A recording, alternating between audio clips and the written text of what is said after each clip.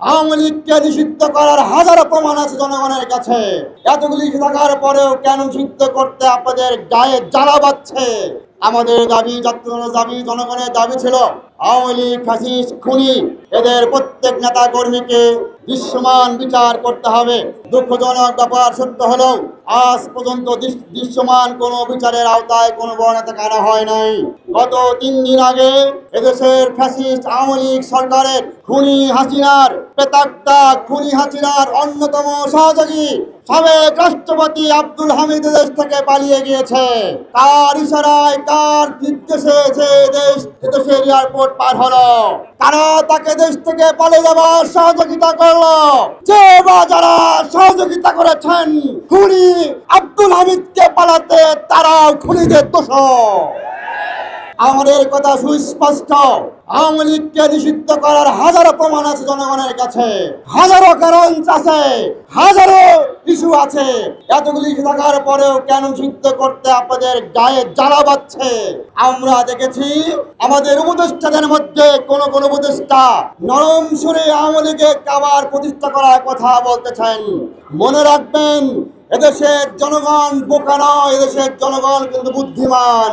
যেই জনগণ আওয়ামী লীগের মতন খুনিদেরকে এদেশ থেকে তাড়াতে বাধ্য হয়েছে, আপনাদের তাড়াতে মোটেও সময় নেবে না। আমাদের কথা সুস্পষ্ট, আওয়ামী লীগকে নিষিদ্ধ করতে হবে অনতিবিলম্বে। কালকে আমরা দেখেছি জনতার আদালতে, জনতার আন্দোলনে বর্তমান সরকারের উপদেষ্টা পরিষদ থেকে বিজ্ঞপ্তি জারি করা হয়েছে।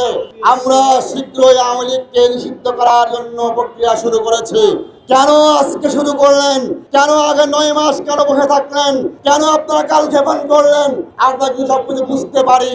আপনারা চেয়েছেন আওয়ামী লীগকে আবার প্রতিষ্ঠা করার জন্য, ভারতের ইশারায় কাজ করতেছেন। সুস্পষ্ট কথা, ভারত আওয়ামী লীগকে টিকে রাখতে পারে নাই, কিন্তু শুধু মনে রাখতে হবে আমেরিকা টিকে রাখতে পারে নাই। ডক্টর ইউনূস সাহেব আমেরিকার নাগরিক হতে পারেন, জনগণ আপনাকে বসিয়েছে, বাংলার জনগণ আপনাকে ক্ষমতা রাখতে বুদ্ধা করবে, কিন্তু মনে রাখবেন। অতএব সুস্পষ্ট কথা, আগে আওয়ামী লীগকে দৃশ্যমান বিচারের আওতায় আনেন। দ্বিতীয় হচ্ছে অনতিবিলম্বে আজ এবং কালকের মধ্যে, দ্রুত সময়ের মধ্যে আওয়ামী লীগকে রাষ্ট্রভাবে নিষিদ্ধ করতে হবে। নচেত পীর সাহেব চরমনাই মানুষকে, জনগণকে হাতে নিয়ে যেই আন্দোলন শুরু করেছে, এটা কিন্তু থামবে না, চলতে থাকবে ইনশাআল্লাহ।